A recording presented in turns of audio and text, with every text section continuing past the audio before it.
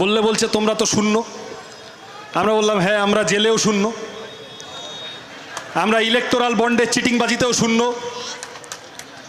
আমাদের নেতাগুলো এত বছর এমপি এমএলএ মন্ত্রী শান্ত্রী হয়েছিল, পাঞ্জাবিতে কালো দাগের প্রশ্নেও সবাই শূন্য। যত দিন যাবে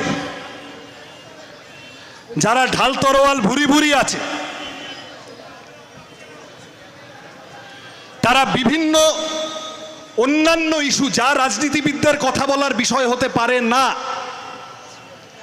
রাজনীতিবিদের কাজ ইল্লিগাল কনস্ট্রাকশন বানিয়ে সেখান থেকে টাকা মারা হতে পারে না,